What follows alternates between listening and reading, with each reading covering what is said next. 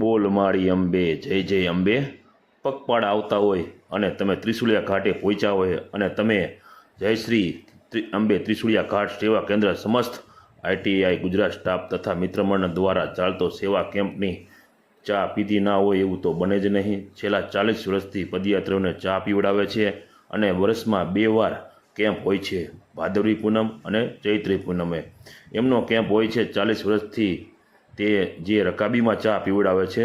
સરકારે તો કદાચ હમણાં જ 5-10 વર્ષમાં પ્લાસ્ટિક મુક્ત અભિયાન ચલાવ્યું હશે, પણ એ ગ્રુપ છેલ્લા 40 વર્ષથી પ્લાસ્ટિક મુક્ત અભિયાન અને પર્યાવરણને બચાવવા માટે બિસ્કિટ જે કેમ્પમાં જે આપે છે ને, એ પણ બિસ્કિટ પ્લાસ્ટિક મુક્ત કરીને છૂટા બિસ્કિટ આપે છે।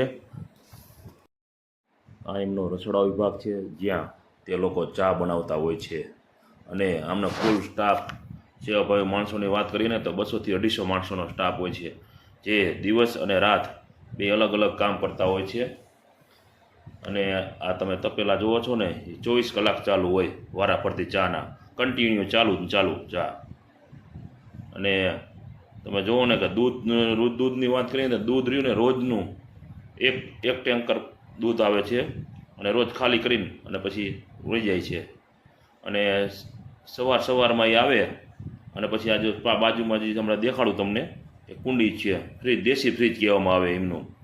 ના ચૂલા તો ધગધગતા ચાલુ જ તે કન્ટિન્યુ 2 વારા ફરતી રાખે, એટલે કે શું ચાનો ટૂંકો ન પડે એમ।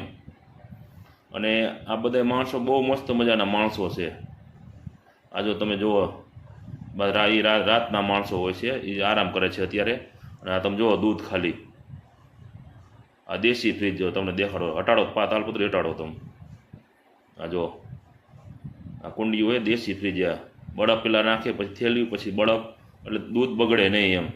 આવી 2 થી 3 કુંડીઓ છે પડખે અને દેશી ફ્રીજ એમ હાથે બનાવ, બળફની ગાડી જો આવડવાય ત્યાં આમાંય પણ દૂધ હોય છે, જે ખાલી થઈ ગયું છે, એટલે કે આ ઓટ ચાલ્યા રાખે એમ દૂધ। આ સ્ટાફમાં જો આરામ કરી રહ્યા છે માણસ સેવાભાવી મિત્રો રાતના, અને એ જાગશે પછી દિવસવાળા શો છે ને આમનો સ્ટોક છે બધો। તમે જો ખાંડ, કેટલી ખાંડ, ચા, આ બધો સ્ટોક છે એમનો, અને કેટલુંક અંદર